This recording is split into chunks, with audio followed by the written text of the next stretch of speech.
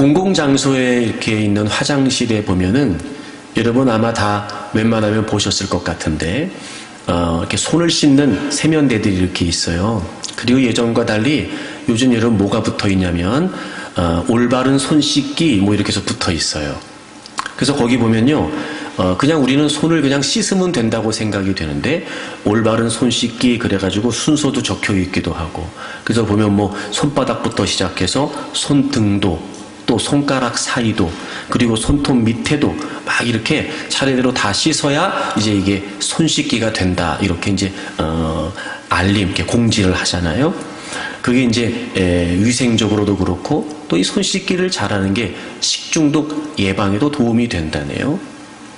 이런 그런 생각 안 들으세요? 그냥 손이야 씻으면 되고 어차피 비누를 묻혀서 씻으면 되지 뭘 바른 손 씻기가 있다고 해서 이런저런 순서를 적어놓고 이렇게 손을 씻으라고 하나 뭐 이런 거 말입니다. 그 왜 그러냐면은 손을 씻는 게 다 씻는 건 아닌 거예요. 그러니까 손을 씻지만 그 손을 씻는 효과를 보기 위해서는 적어도 올바른 손 씻기가 있다는 거거든요. 그런 마음이 들었어요. 그걸 보면서 우리 믿음도 그럴 수 있겠다. 믿음도 그럴 수 있겠다.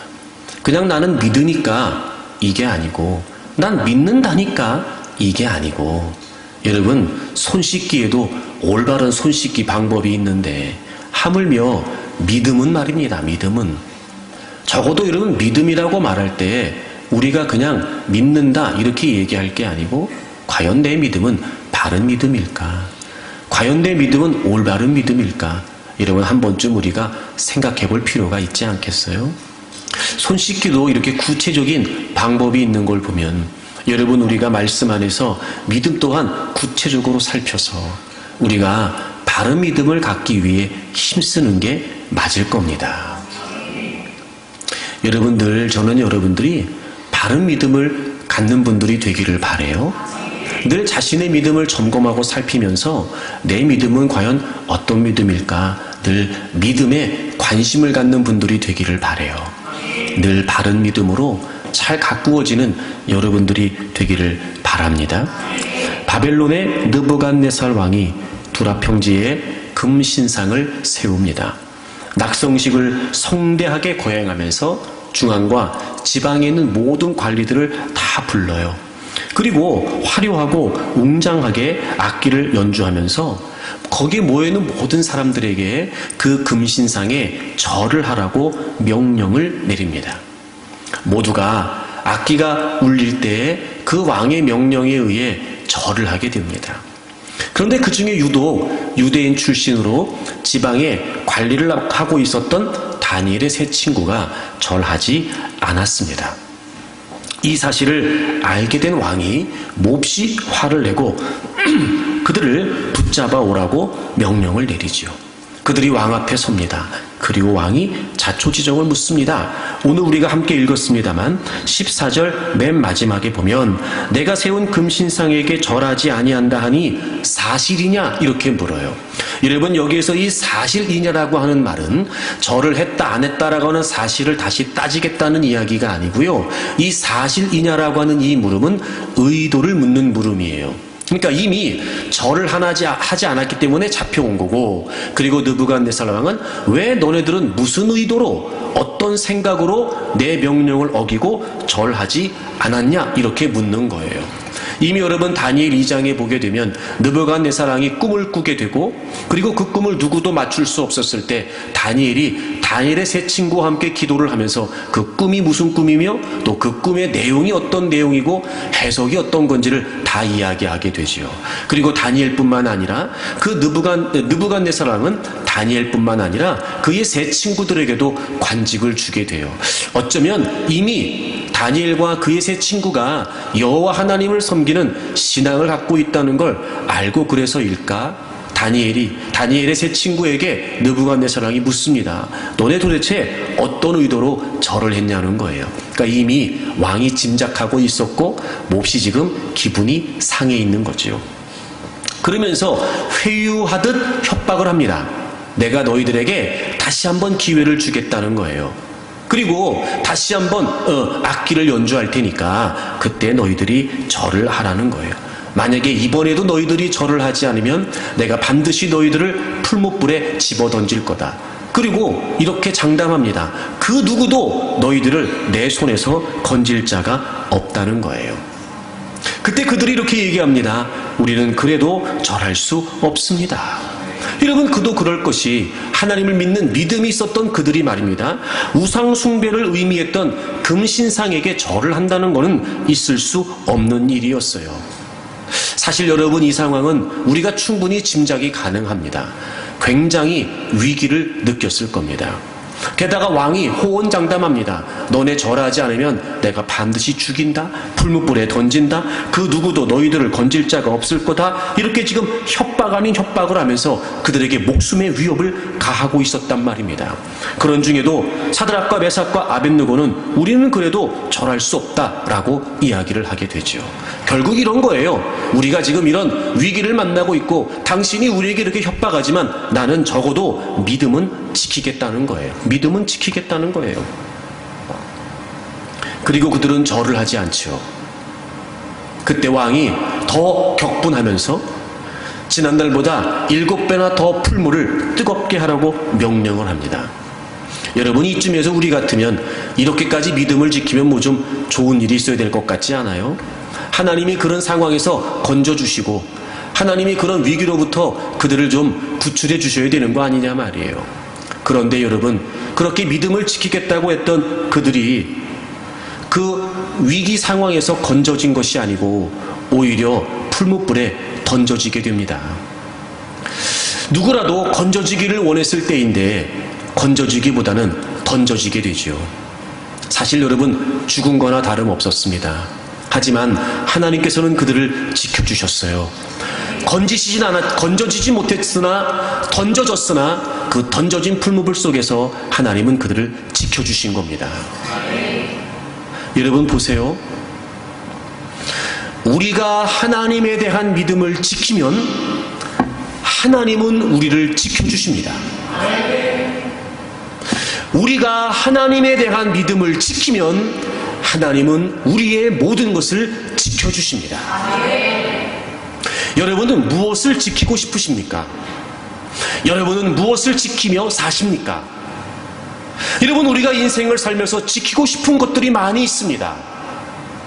내 가족부터 시작해서 나의 소유부터 시작해서 내가 지금까지 쌓았던 여러 가지 많은 것들 지키고 싶지요. 물론입니다, 여러분. 하지만 여러분, 우리가 지키고 싶다 하여 지킬 수 있는 게 아니에요. 오히려 우리는요, 믿음을 지켜야 됩니다. 믿음을 지키면 하나님은 우리를 지켜주세요. 다시 말해, 지켜야 할 것을 지키면 지키고 싶은 것도 지킬 수 있다고요. 지켜야 할 것을 지키지 않으면 지키고 싶은 것도 지킬 수 없어요. 왜냐하면 아무리 우리가 발버둥 치고 살아봐도 내가 지키고 싶은 것을 내가 지킬 수 없다는 것만 더 절감할 뿐이지 내가 지키고 싶은 것을 지켜내는 건 그리 쉬운 일이 아닙니다. 건강을 지키겠다고 아무리 몸부림을 치지만 그게 어리 쉽든가요, 여러분? 그나마라도 내가 있는 재산과 소유를 지켜보겠다고 몸부림치지만 여러분, 그건 쉽던가요? 누구보다 소중한 나의 자녀들을 내가 지키고 싶다고 말하지만 그건 쉽습니까? 쉽지 않아요, 여러분. 그래요, 우리에게는 지키고 싶은 게 많습니다. 그래서 우리는 자칫 지키고 싶은 것에만 몰두하게 되죠. 여러분, 우리가 속는 겁니다. 그렇지 않습니다. 지켜야 할 것을 지키면 지키고 싶은 것을 지킬 수 있어요. 그러므로 마땅히 우리가 지키고 싶은 것이 아무리 많다고 해도 우리는 반드시 믿음을 지켜야 됩니다. 하나님에 대한 믿음을 지키면 하나님은 우리가 지키고 싶은 것들을 지켜주세요. 오늘 본문을 통해 사드락과 메삭과 아벳느고가 그랬던 것처럼, 그러므로 여러분, 우리가 믿음을 지키게 된다면 하나님은 반드시 우리를 지켜주실 것입니다. 혹시 여러분 지금 지키고 싶은 것들을 잃어버리는 것 같아 아프고 괴롭고 불안한 마음이 드십니까? 이것만큼은 내가 꼭 지키고 싶었는데 점점 지킬 수 없다라고 하는 생각 때문에 여러분 힘들어 하십니까? 적어도 내가 내 인생만큼은 지키고 싶은데 그것조차 쉽지 않다라고는 한계에 부닥치면서 여러분 좌절하고 낙심하고 계십니까? 괜찮습니다. 오히려 어쩌면 하나님이 우리에게 알려주시는지도 모르죠. 야, 네가 아무리 지키고 싶다고 해도 그거 너가 지킬 수 없다. 너는 나를 향한 믿음을 지켜. 내가 지켜줄게. 내가 지켜줄게. 너 나에게 다 맡기고 나만 믿어라. 나만 믿어라. 너 모든 상황에서 내가 너의 하나님 되고 너가 나의 자녀 되는 그 믿음만 너가 지켜라. 그러면 내가 너 다 지켜줄게. 마치 오늘 본문의 말씀을 통해 힘들고 어려운 삶을 살아가고 있는 우리에게, 아프고 괴로운 현실을 부닥치며 고민하고 괴로워하고 있는 우리에게 마치 이게 정답이라는 듯이 알려주고 계시는 건 아닐까.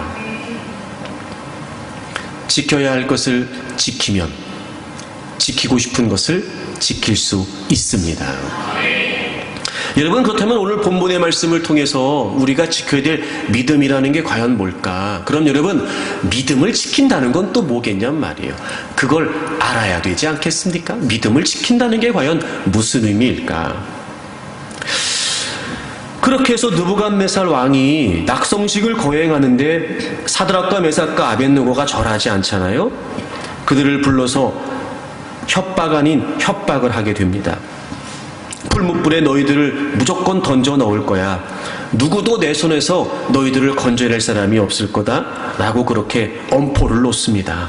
그때 16절에 사드락과 메삭과 아벳느고가 이렇게 얘기해요. 16절, 사드락과 메삭과 아벳느고가 왕에게 대답하여 이르되 느부갓네살이여, 우리가 이 일에 대하여 왕에게 대답할 필요가 없나이다.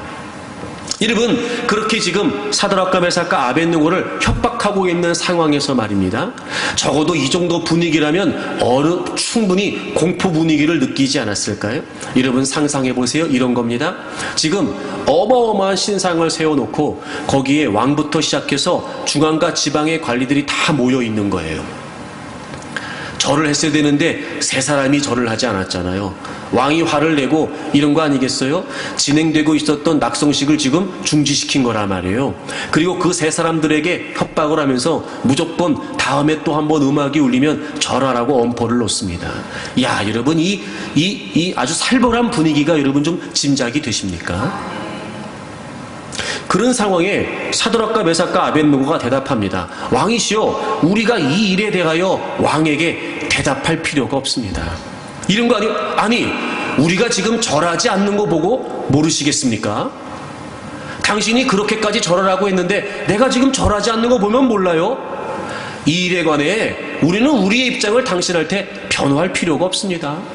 왕이시여, 이 일에 대해 우리가 왕에게 또 다른 무슨 대답이 필요합니까? 아무리 그래도요, 난 절하지 않습니다. 지금 이런 얘기하는 거예요. 당시의 왕이라면 얼마든지 사드락과 메삭과 아벳느고의 생명을 얼마든지 빼앗아갈 수 있는, 그저 말로만 하는 것이 아니라 그들을 실제로 죽일 수 있는 권한을 갖고 있었단 말이에요. 게다가 여러분, 바벨론 본토인도 아니고 포로로 끌려온 유대인들인데 그거 3명 죽이는 게 무슨 여러분 어려운 일이겠습니까? 그런 왕 앞에서 말입니다. 당장이라도 자신들의 목숨을 앗아갈 수 있는 그 왕 앞에서 말입니다. 지금 사드락과 메삭과 아벳느고가 얘기하는 거예요. 왕이시오, 더 이상 이 일에 관해 언급하지 마십시오. 당신이 아무리 우리를 협박하고 아무리 우리를 회유한다 할지라도 절대로 우리는 절할 수 없습니다. 이렇게 얘기하는 거예요. 여러분, 믿음을 지킨다는 게 무슨 의미일까요? 믿음은 타협의 대상이 아니라는 거예요. 믿음은 그 어떤 상황에서도 내줄 수 있는 게 아니라는 거예요.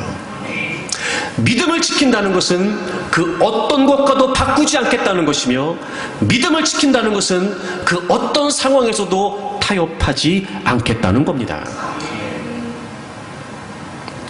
더 이상 얘기하지 말라는 거예요. 당신이 아무리 그렇게 얘기해도 이미 우리의 대답은 다 했다는 거예요. 절하지 않았는데 그걸 모르겠냐는 거예요. 당신이 아무리 그렇게 얘기해도 우리는 달라지지 않으니까 어떤 방법으로도 회유하려고 하지 말고 아무리 당신이 그렇게 지금 이런 분위기 속에 우리를 위협한다 할지라도 우린 절하지 않을 테니까 자꾸 얘기하지 맙시다. 더 이상 얘기하지 마세요. 우리는 절하지 않습니다. 여러분, 그렇습니다. 믿음을 지킨다는 것은요, 결코 어떤 상황에서도 타협하지 않는다는 겁니다. 이 모습을 보게 되면 여러분 그런 생각 안 드세요? 이미 다니엘 2장에서 느부갓네살 왕과의 관계가 있잖아요. 다니엘과 더불어 말입니다. 그래서 특별히 왕이 그들에게 지방에 관리를 할 수 있도록 관직을 줬단 말이에요. 이런 좋은 상황에 포로의 신분으로서 말입니다. 얼마든지 왕에게 잘 보이면 자신들의 목숨뿐만이 아니라 편안하고 보장된 삶을 살 수 있을 거 아니냐 말이에요. 그런데 여러분, 그들은요, 왕에게 나아가서 자신들의 입장을 좀 이해해달라고 부탁하지 않습니다. 아니, 저기 왕이시여, 우리가 꼭 그렇게 왕에게 대항하는 건 아닌데요, 이러면서 구구절절 자신들의 입장을 설득하려고 하지도 않습니다. 이럴 수도 있지 않을까? 아, 저기요, 우리가 절은 못하는데 저기 뭐 다른 방법은 뭐 없겠습니까? 저기 절하는 거 말고 나도 당신이 절하는 거 내가 절하라고 하는데 당신의 마음을 내가 잘 아는데 혹시 다른 방법은 없겠습니까? 여러분, 이렇게 대체할 수 있는 방도를 구했던 것도 아니었어요. 그 어떤 시도도 하지 않습니다. 이해를 구한다거나 설득하려고 한다거나 대체할 방법을 찾아 또 다른 기회를 얻으려고 한다거나 결코 그들은 그렇게 하지 않습니다. 분명하고 확고했습니다. 얘기하지 말라는 거예요. 더 이상 얘기하지 말라는 거. 그들이라고 목숨이 중요하지 않았을까? 그들이라고 두렵지 않았을까? 하지만 여러분, 그들은 그렇지 않았어요. 저는 이 대목을 보면서 그런 마음 들었어요. 이런 거지요. 아, 참, 왕이시여, 내 믿음을 그렇게밖에 평가 못하는 겁니까? 이런 거. 마치 이런 거지요. 자신들의 신앙을 지키기 위해 절을 하지 않는 그들을 불러 세워놓고 협박하는 이 상황이 소위 이런 거예요. 자존심 상하는 거예요. 내가 믿음의 사람인데, 아무리 그래도 내가 여호와 하나님을 믿는 사람인데 당신이 나에게 호의를 베풀었다 하여 내가 믿음을 저버릴 줄 아세요? 아이고 참나, 내 믿음을 그렇게밖에 안 보였습니까? 마치 이런 것처럼 말입니다. 아, 안 되겠네. 당신이 내 믿음을 이렇게밖에 평가 못하는 걸 보니까 안 되겠네. 이런 거 말이에요. 마치 자신의 믿음을 우습게 여긴 느부갓네살 왕을 향해 자존심 상한다는 듯이, 왕이요, 다시는 얘기하지 맙시다. 이런 거잖아요, 지금 여러분. 과연 우리가 하나님을 향한 믿음에 있어 이런 마음이 있냔 말이에요. 그래요, 때로는 여러분 힘겹고 어려운 형편에 더 많은 걸 필요로 하기로 하고, 때로는 여러분 더 많은 조건들이 우리를 좀 유리하게 할 수 있으니 이런저런 생각으로 내가 어떻게 하면 더 많은 조건들을 좀 가질 수 있을까? 아, 여러분, 이왕이면 다양한 많은 관계 속에 우리가 살아가는데 좋은 게 좋은 거 아니겠어요? 적당히 여러분 이렇게 저렇게 관계를 맺어가면서 그 사람이 좀 나에게 도움이 되지 않을까? 아, 이런 생각도 들 수 있을 때 말입니다. 우린 다 그런 현실을 살아가고 있잖아요. 근데 어느 순간 그것 때문에 내 믿음이 충돌할 때 말입니다. 누군가 나에게 야, 아이고 그 정도는 어떠해, 괜찮지 뭘 그래, 뭐 너만 교회 다니냐, 다 그런 거지 라고 말했을 때 확 자존심이 상하는 거예요. 야, 너 내가 믿는 하나님이 그 정도밖에 안 되는 줄 알아? 야, 너 내 믿음을 그렇게밖에 안 봤어? 이렇게 말입니다. 얘기하지 마, 안 돼, 난 못해, 이렇게 말이죠. 믿음을 지킨다는 건 타협하지 않는다는 거예요. 믿음은 그 어떤 경우에도 그 어떤 상황에도 결코 타협의 대상이 될 수 없다는 겁니다. 그러므로 우리는 살면서 여러 가지 많은 다양한 관계 또 조건과 상황 속에서 이해를 받아도 부족한 상황에 오해를 받을 수도 있을 겁니다. 설득을 해서 좀 더 내가 많은 걸 얻어야 되는 상황에 설득은 고사하고 오히려 더 극렬한 반대에 부딪힐 수도 있을 겁니다. 그게 아니라면 다른 방법으로라도 내가 원하는 걸 얻고 싶은 그런 상황에서 여러분 마지막 그 기회마저도 잃어버릴 수도 있습니다. 하지만 적어도 이런 거지요. 지켜야 될 것을 내가 지켜야 된다라고 하는 분명한 의식을 갖고 다른 건 몰라도 내가 믿음은 지키겠다. 타협하지 않겠다는 겁니다. 무슨 일이 있어도 나는 결코 그 믿음의 선을 내가 허물고 싶지 않다는 거지요. 우리에게 그런 마음이 분명해야 믿음을 지킬 수 있습니다. 지켜야 할 것을 지키면 지키고 싶은 것을 지킬 수 있다니까요, 여러분. 하나님에 대한 믿음을 우리가 지키면 하나님이 우리를 지켜주십니다. 그러므로 여러분 스스로 여러분의 인생을 지키기 위해 발버둥치며 살지 말고 어차피 우리의 모든 인생은 시작부터 마지막까지 하나님의 손길 안에 있으니 하나님의 섭리 안에 있으니 하나님 제가 다른 건 몰라도요 믿음은 제가 지킵니다. 다른 건 몰라도요 하나님 제가요 이 거룩한 자존심은 제가 지키고 싶습니다. 남들이 나를 무시하고 남들이 나를 깔보고 야 너는 적당히 하면 되지라고 말하면서 비아냥거릴지 모르지만 그래서 내 자존심이 상할 수 있는데요 하나님 그건 괜찮아요. 하지만 적어도 제가 이 믿음의 자존심만큼은 반드시 지키고 싶습니다. 여러분 이렇게 우리가 때로는 단호하고 분명한 태도를 보일 때 믿음을 지킬 수 있습니다.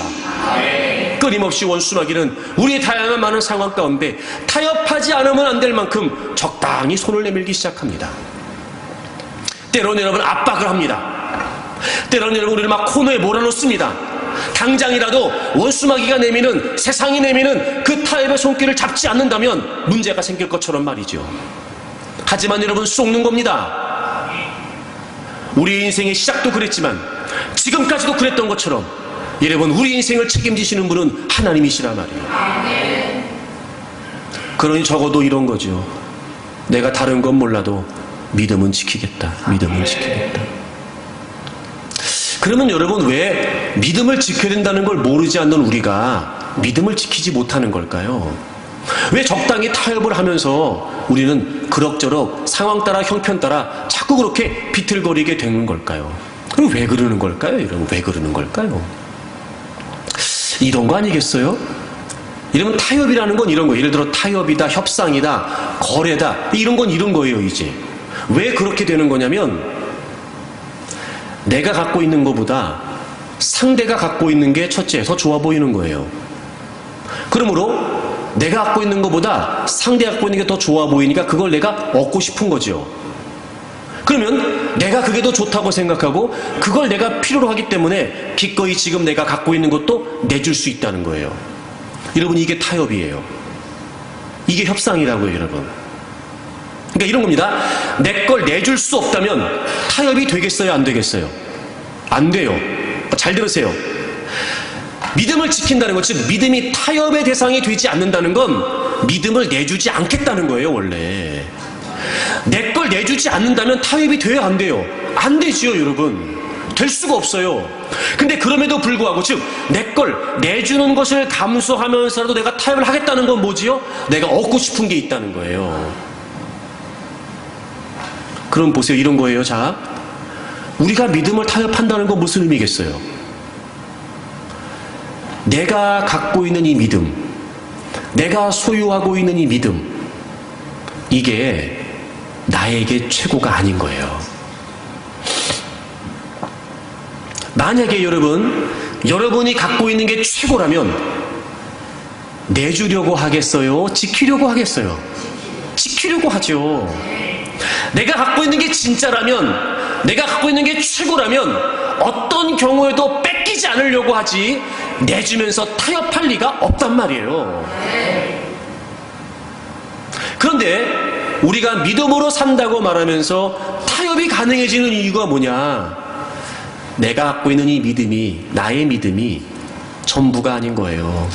최고가 아닌 거예요. 그러니까 우리는 이 믿음을 내주고서라도 나에게 좋아 보이는 거, 내가 지금 당장 보기에 필요하다고 느껴지는 거, 이거 내가 얻기 위해서니까. 이걸 내가 얻기 위해서 기꺼이 내가 믿음을 내주겠다는 거예요. 여러분, 우리에게 지금 이런 그릇된 믿음에 대한 인식이 있는 거예요. 우리가 지금 믿음을 오해하고 있는 건지도 몰라요, 여러분. 믿음은 그런 거 아니에요. 그 어떤 경우에도 내가 갖고 있는 이 믿음이 진짜라면, 이게 최고라면, 이게 전부라면 어떤 대가를 치르더라도 지키려고 하지, 내가 또 다른 걸 얻어내기 위해 내줄 수는 없을 겁니다. 그러니까 이런 거죠. 믿음이 진짜 믿음이라면 애초부터 믿음은 타협의 대상이 될 수 없었던 거예요. 근데 우린 이걸 놓치고 있는 거예요, 지금. 그리고 자꾸 내줘요. 그리고 내주는 만큼 내가 뭔가를 얻는다고 생각을 해요. 근데 사실은 그렇지 않아요. 왜냐하면 지켜야 될 것을 지켜야 지킬 수 있는 것을, 지키고 싶은 것을 지킬 수 있기 때문에 그래요. 그러니까 결국 이런 거예요. 우리가 우리 인생을 지켜보겠다고 발버둥을 치지만 사실 지켜지는 건 아무것도 없어요. 더 우울한 얘기 할까요? 그것만 못 지키는 게 아니라 믿음도 못 지키는 거예요. 쉽게 말해 이도저도 아닌 인생 사는 겁니다. 이런 거죠. 까짓거 어차피 한평생 사는 거 내가 망해도 믿음은 지킨다. 이런 거. 어차피 한평생 사는 거 내가 다른 건 몰라도 내 마지막 순간에 가서 하나님 앞에서만큼은 내가 부끄럽지 않게. 까짓거 어차피 한평생 살다 가는 거 다른 건 몰라도 내 가족들한테서라도 그래요, 어머니는 믿음을 지키신 분입니다. 그래요, 아버지는 믿음을 지키신 분입니다. 내 가족들 앞에서라도 내가 믿음의 사람으로서, 믿음의 선배로서, 믿음의 부모로서 내가 부끄럽지 않고 싶다. 여러분, 이런 마음 하나만 있어도 믿음을 지키죠. 그런데 우리가 그걸 잊고 사는 거예요. 누군가 여러분에게 당신이 하나님을 믿는다고 말하는데 그럼 하나님을 믿는 믿음이 뭡니까? 라고 묻는다면 여러분 뭐라고 답을 하시겠습니까? 우린 믿음에 관한 말을 굉장히 많이 사용하거든요. 또 당신이 하나님 믿습니까? 예수님 믿습니까? 물어보면 난 믿습니다 라고 얘기 많이 한단 말이에요. 그럼 여러분 뭐라고 답을 하시겠어요? 믿음이라고 한다면, 믿음이 뭐냐고 묻는다면 여러분 뭐라고 답을 하시겠어요? 뻔한 걸 왜 물어보냐 이런 거예요? 아니면 갑자기 이런 질문에 당황하신 거예요? 제가 왜 물어봤는지 아세요, 여러분? 믿음이 최고라면 당연히 지키려고 할 텐데 믿음을 지키지 못한 채 타협이 된다는 건 우리가 믿음을 뭔지 모르는 건 아닐까? 이 믿음의 최고의 가치가 되는 이 믿음이 정말 뭔지를 모르는 건 아닐까 싶은 생각이에요. 한번 생각해 보십시오. 누군가 당신에게 믿음이 뭐야? 라고 물어본다면, 아니 여러분의 자녀들이 엄마 맨날 교회 가고 예수님 믿는다고 하는데 엄마 나도 예수님 믿는데 엄마 믿음이 뭐예요? 라고 묻는다면 여러분 뭐라고 대답하시겠어요? 귀찮아, 선생님한테 물어봐, 그러시겠어요? 이런 뭐라고 답하시겠어요? 믿음이 뭘까요? 왜 자꾸 지키지 못하는 걸까? 왜 자꾸 타협하는 걸까? 제가 내린 결론은 그거예요. 우리는 믿음을 모른다는 거예요. 이런 믿음이 뭘까요? 골로새서 1장을 찾겠습니다. 13절입니다. 그가 우리를 흑암의 권세에서 건져내사 그의 사랑의 아들의 나라로 옮기셨으니 그 아들 안에서 우리가 속량 곧 죄 사함을 얻었도다. 아멘. 그가 우리를 흑암의 권세에서 건져내셨대요. 여러분, 하나님께서 우리를 흑암의 권세에서 건져내셨어요. 즉 우리가 예수 그리스도를 믿기 이전에, 우리가 하나님을 믿기 이전에 우리의 상태가 어땠냐면 흑암의 권세 아래에 있었어요. 흑암의 권세에 지배를 받고 있었어요. 여러분 그거 아십니까? 우리가 예수 그리스도를 믿기 이전에 우리의 상태는요, 우린 철저하게 죄의 지배를 받고 철저하게 사단의 권세를 지배를 받았던 흑암의 권세 속에 있었던 사람들이었어요. 근데 하나님께서 우리를 건져내셨대요. 여러분이 건져냈단 말이 무슨 말이냐면 완전히 분리했다는 말이에요. 분리. 혹시 여러분 절연이란 단어를 아세요? 절연. 왜 여러분 요즘은 뭐 그런 좋은 그 도구들이 많이 나왔지만 옛날에는요 전기선 연결할 때 검정 테이프 사용했어요. 검정 테이프. 몰라도 아는 척을 하세요. 검정 테이프. 그걸 뭐라고 얘기하면 절연 테이프라 그랬어요. 그래서 검정 테이프를 붙이면 그 선과 선 사이에 까져 있는 선과 선 사이에 전기가 통하지 않기 때문에 합선이 되지가 않아요. 그걸 절연이라고 말해요. 여기서 건져냈다는 말이 바로 그 절연이라는 말이에요. 우리는 죄와 사단의 권세 가운데 있었어요. 근데 하나님께서 우리를 완전하게 그 흑암의 권세로부터 분리하셔서 그의 사랑의 아들의 나라로 옮기셨어요. 우리를 하나님의 나라로 옮기셨다고요. 제가 늘 나라에 관한 표현 쓸 때마다 설명했어요. 여러분 이건 영토를 말하는 게 아니라 영역을 말하는 거예요. 우리는 하나님의 나라, 즉 이제 하나님의 다스리심, 하나님의 통치를 받는 그런 상태가 됐단 말이에요. 그게 그 아들 안에서 속량과 죄 사함을 얻었다는 거예요. 즉 예수님이 나의 구주이십니다. 내가 예수님을 믿습니다. 내가 이제 주님의 자녀 됐습니다. 이게 무슨 말이에요? 우리가 예수님 믿기 이전에는 죄의 지배를 받고 있는 흑암의 권세 아래에 있었던 상태였어요. 근데 이제 우리의 상태가 달라졌어요. 그 죄악의 권세로부터 완전히 분리돼서 이제 우리는 하나님의 통치를 받는 하나님의 나라가 됐단 말이에요. 이게 믿음이에요, 여러분. 이게 믿음이에요. 철저하게 죄에 종속돼서 여러분 절망적인 상태, 그 흑암의 권세 속에 살고 있었던 우리가 예수 그리스도 속량 그 죄 사함을 통해서 이제 우리가 하나님의 다스리심을 받는 하나님의 나라가 됐단 말이에요. 우리의 상태가 바뀌었어요. 우리의 상태가. 여러분 2장을 가보시겠어요? 골로새서 2장 12절을 같이 읽을까요? 12절을 같이 읽습니다. 시작. 너희가 침례로 그리스도와 함께 장사되고 또 죽은 자들 가운데서 그를 일으키신 하나님의 역사를 믿음으로 말미암아 그 안에서 함께 일으키심을 받았느니라. 아멘. 여러분 이 12절 한 구절 안에 함께라고 하는 말이 반복되죠. 그리스도와 함께, 그 안에서 함께, 그리스도와 함께, 그리스도 안에서 함께. 여러분 우리가 예수님을 믿기 이전에는요 우리의 죄 때문에 하나님과의 관계가 단절되어 있었어요. 깨어져 있었다고요. 분리되어 있었어요.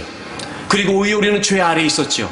근데 예수 그리스도를 통해서 이 깨어졌던 분리되어 있었던 하나님과의 관계가 다시 회복됐어요. 그리스도와 함께 그리스도 안에서 그분과 함께 일으키심을 받았다. 여러분 이제 우리가 예수 그리스도를 믿음으로 말미암아 그분과 하나가 되는, 그분과 연합되는 주님과의 새로운 관계가 시작됐단 말이에요. 이전에는 하나님과 원수되어 있었죠. 우리가 하나님의 생명에서 떠나 있었어요. 그런데 이제는 예수 그리스도를 믿음으로 말미암아 그분과 하나가 됐어요. 마치 여러분 포도나무에 붙어있는 가지처럼 말입니다. 연합. 말도 안 되는 일이죠. 어찌 우리가 예수님과 연합이 될 수 있겠습니까? 어찌 주님이 우리 안에, 우리가 주님 안에 거하는 이 말도 안 되는 연합의 관계가 이루어질 수 있겠냔 말이에요. 그런데 여러분 예수 그리스도를 믿음으로 말미암아 이 깨어졌던 하나님과의 관계가 연합된 관계로 다시 회복됐단 말이에요. 여러분 이게 믿음입니다. 믿음이 뭐예요? 우리의 상태가 달라진 거예요. 믿음이 뭐예요? 주님과의 관계가 달라진 거예요. 여러분 우리가 지금 믿는다는 건 바로 그걸 믿는다는 거예요. 그걸 믿는다는 거예요. 그럼 생각해 보십시오. 그 어떤 것과 이 믿음을 바꿀 수 있을까? 그 무엇이 이 믿음을 대신할 수 있을까? 여러분 우리가 어떻게 하면 죄로부터 벗어날 수 있으며 우리가 무엇을 한다고 한들 하나님과의 관계가 회복될 수 있을까? 돈이 많으면 될까요? 경력이 쌓이면 될까요? 두루두루 많은 사람과 좋은 관계를 가지면 될까요? 그렇지 않습니다. 오해하지 마십시오. 그게 필요 없다는 게 아니에요. 인생을 살면서 왜 그런 게 필요 없겠습니까? 할 수 있다면 돈도 많으면 좋지요. 사업도 잘 되면 좋아요. 승진하고 더 넓게 더 많은 곳에 활약할 수 있으면 좋습니다. 물론입니다. 더 많은 관계 속에, 다양한 많은 관계 속에 좋은 여러분 그런 교제를 나누면서 얼마든지요 여러분. 하지만 그 무엇이 우리를 죄의 권세로부터 자유케 하고 우리를 끌어져 있었던 하나님과의 관계를 회복할 수 있는 이 믿음과 바꿀 수 있겠냔 말입니다. 이걸 내준다고요, 여러분? 있을 수 없는 일입니다. 여러분, 이걸 포기한다고요? 결코 해서는 안 된 일이죠. 왜요? 믿음이 아니고서는 예수 그리스도가 나의 죄를 위해 죽으시고 부활하신 나의 구주이시고 나의 주인이시라고 하는 이 분명한 믿음이 아니고서는 여러분, 그 어떤 것도 우리를 죄에서 자유케 할 수 없으며 그 어떤 것도 깨어진 하나님과의 관계를 다시 회복시킬 수 없고 그 무엇으로도 우리는 하나님 앞에 나아갈 수 없습니다. 이 믿음을 말입니다. 보세요, 여러분. 제 말이 맞죠? 우린 믿음을 오해하고 있었던 거예요. 우린 믿음을 잘 모르고 있었던 거예요. 그러니까 자꾸 믿음을 내줘도 생각한다, 내줘도 괜찮다고 생각하는 거예요. 그러면서 우리는 계속해서 믿음을 내주면서 우리가 원하는 것들을 얻습니다. 그러면 우리가 우리 인생을 지킬 수 있을 거라고 착각해요. 그러면 그게 나를 지켜줄 수 있을 것 같다고 생각해요. 이 정도 되면 다른 사람이 나를 무시하지 못하겠지. 이쯤 되면 누군가가 나를 함부로 대하지 못할 거야. 천만에요, 여러분. 그렇지 않습니다. 속는 겁니다. 이미 예수 그리스도께서 우리의 죄를 위해 십자가에서 죽으시고 부활하셨을 때, 그걸 우리가 믿을 때 이미 우리 안에 거룩한 자존감이 다시 회복된 것이고 하나님의 형상이 회복됐어요, 여러분. 아담과 하와가 선악과를 따먹고 수치심을 느끼기 시작했죠. 그들이 벌거벗었다는 것을 알게 됩니다. 무화과 나무 잎을 엮어 치마를 만들어 입어요. 그렇다고 그들의 수치심이 없어졌나요? 그렇지 않습니다. 여러분, 무화과 나무 잎으로 아무리 치마를 엮어 입어도요, 우리의 모습이 감추어지지 않아요. 진정한 회복, 우리의 자존감, 하나님의 형상, 그래서 진정한 회복은 오직 예수 그리스도 안에 있습니다. 그런데 우리가 이걸 잊고 사는 겁니다. 그리고 믿음은 적당히 포기하고 적당히 타협하고 믿음은 괜찮다고 생각해요. 그리고 내가 필요한 것들을 얻으면 그것을 통해 내가 내 인생을 지킬 수 있다고 생각하죠. 여러분, 톡 까놓고 얘기해 볼까요? 그래서 지켜집니까? 그래서 원하는 인생을 살고 계십니까? 지금까지 우리가 살아온 우리의 인생의 과거의 족적이 답이 되잖아요. 그럴 수 없다는 거 말입니다. 속지 마세요. 그러므로 우리가 하나님에 대한 믿음을 지키면 하나님은 우리를 지켜주세요. 지켜야 할 것을 지키면 지키고 싶은 걸 지킬 수 있다고요. 근데 점점 우리가 이 의식이 없어지는 거예요. 그래서 제가 깨달은 게 뭐냐면요,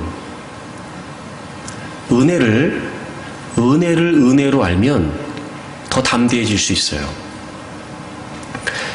하나님께서 내게 베푸신 은혜를 은혜로 알면 우리는 더 강해질 수 있다고요. 그러면 우리가 믿음을 지키게 돼요. 왜냐하면 이런 거죠. 하나님의 은혜가 없으면 안 되니까. 무엇보다 나를 죄에서 구원해 주신 그 분명한 하나님의 은혜. 여러분, 이건 그 어떤 것과도 바꿀 수 없잖아요. 그럼 하나님이 우리를 구원만 하시고 알아서 살아라 그렇게 내팽겨치셨나요? 아니요, 그렇지 않아요.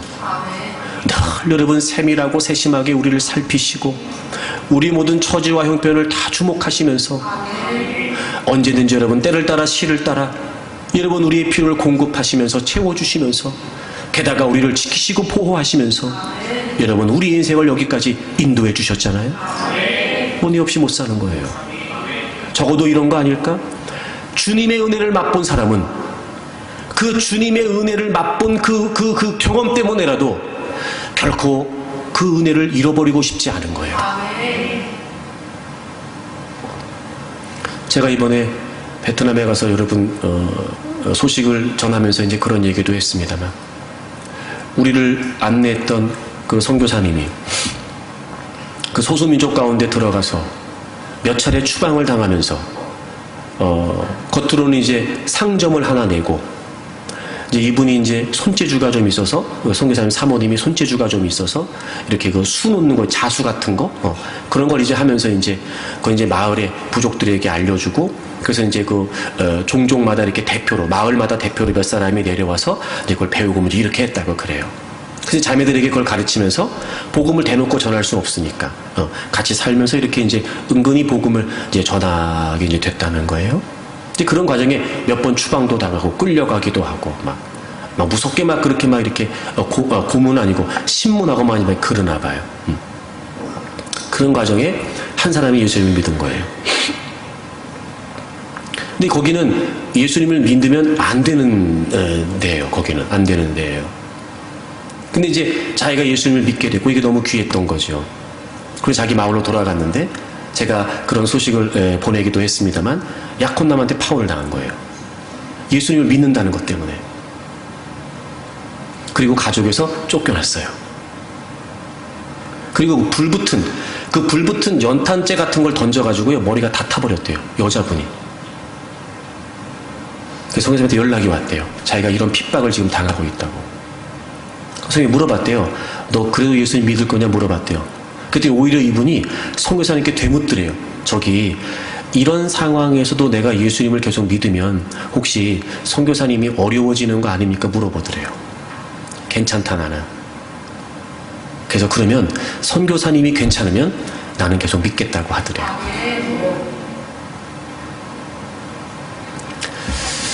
여러분 우리 같은 상황에서는 상상이 안 되잖아요.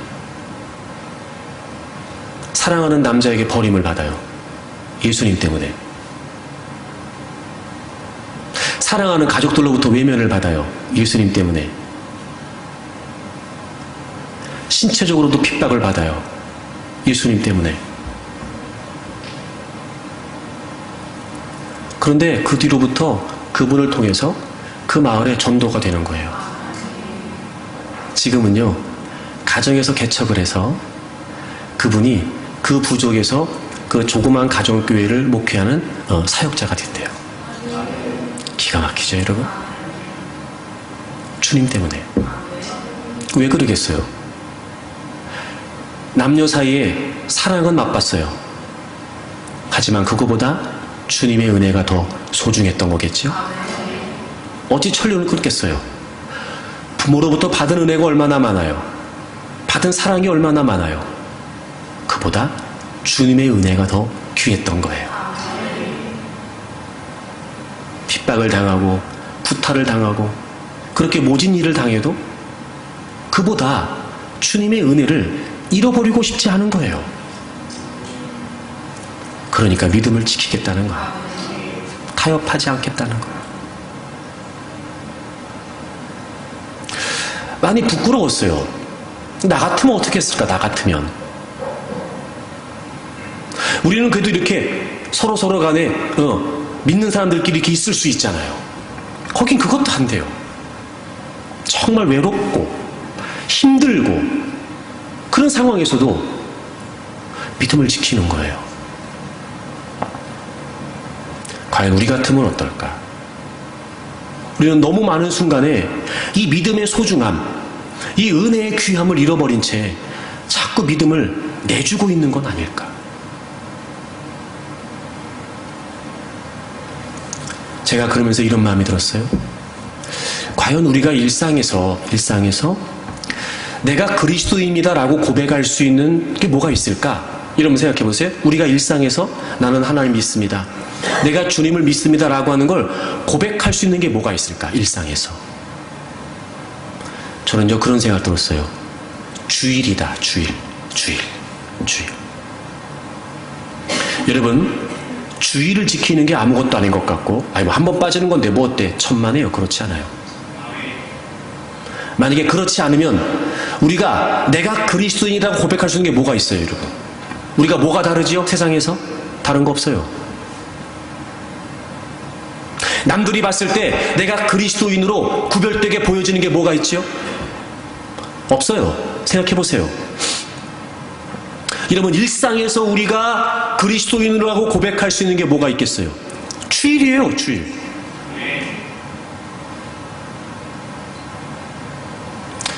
지키지 못할 사정이 아니라면 주일은 주일인 거예요. 주님의 날인 거예요. 내가 망해도, 내가 직장에서 잘려도, 내가 돈을 덜 벌어도, 관계 속에 내가 따돌림을 당해도, 내가 그리스도인이라는 고백 때문에 하나님 제가요 주일은 지킵니다. 주일은 지킵니다. 근데 안타까운 건 이제는 주일에 대한 의식도 없어졌어요. 주일에 대한 의식도. 온전히 주일을 지키려고 하지 않아요. 오전 예배 한번 나오면 난 주일 지켰다는 거예요. 아이, 예배를 나온 거지 주일을 지킨 거냐고. 그게 그게 주일 지킨 겁니까? 11시 예배 한번 나와가지고 예배 드리고 나머지는 다 내 맘대로 살면서 어찌 그날을 주일이라고 얘기하냐고. 어쩌면 점점 그래서 이제는 주일이라고 말하기 뭐하니까 다들 이제는 믿는 사람들도 주일이란 말 안 쓰고요 일요일 이렇게 얘기하더라고요. 때려주고 싶어요. 이런 의미에서 너에겐 주님이 그거밖에 안 되냐? 우리의 죄를 위해 죽으시고 부활하신 주님이 그거밖에 안 됩니까? 주일이라고 하는 말도 쉽지 않을 만큼 어쩌면 여러분 우리는 은혜를 상실하여 믿음을 오해하고 있는지도 몰라요. 여러분 이제 우리가 마땅히 지켜야 될 믿음을 지키세요. 지켜야 될 것을 지키면 지키고 싶은 걸 지킬 수 있습니다. 우리가 믿음을 지키면 하나님은 우리를 지켜주세요. 타협하지 않는 거예요. 주님께서 내게 베푸신 이 구속의 은혜와 더불어 모든 인생의 구비구비 나를 향하신 그 놀라운 하나님의 은혜, 내가 미처 다 생각하지도 못했던, 내가 다 살피지도 못했던 그런 내 삶을 구체적으로 살피시면서 이끄셨던 이 놀라운 하나님의 은혜를 과연 무엇과 바꿀 수 있겠습니까? 그렇다면 여러분 우리는 그 은혜 속에 더 강하고 담대해짐으로 말미암아 어떤 상황에서도 믿음을 내주지 않고 내가 다른 건 몰라도 이것만큼은 제가 포기할 수 없습니다. 은혜 없이는 살아갈 수 없으니까. 주님의 은혜 없이는 내가 버텨낼 수가 없으니까. 돈 없어도 괜찮고 관계가 끊어져도 괜찮고 오해를 받아도 괜찮지만 주님, 제가 주님의 은혜 없이는 살 수 없습니다. 그러므로 제가 믿음을 지키겠습니다. 적어도 여러분 이런 믿음의 고백으로 우리가 세상에 맞설 때 그 하나님의 역사 속에서 우리가 믿음으로 이기게 된단 말이에요. 이제부터 여러분 타협하려고 하지 마십시오. 여러분이 가장 소중하다고 생각하는 그 믿음을 내주지 말라 말이에요. 어떤 상황에서도 난 그리스도인이다. 그리스도인다운 삶의 고백과 믿음의 고백으로 말미암아 세상에서도 여러분의 믿음을 존중해 줄 수 있을 만큼 저 사람은 안 돼. 아유 주일은 안 돼. 그럼 저 가게는 주일은 안 한대. 우리 내일 가자. 이런 거 말입니다. 사랑하는 여러분, 하나님에 대한 믿음을 지키고 하나님이 우리를 지켜주시고 이 놀라운 은혜의 역사가 지금까지도 우리에게 있었던 것처럼 앞으로도 여러분의 삶에 이어지기를 축복합니다.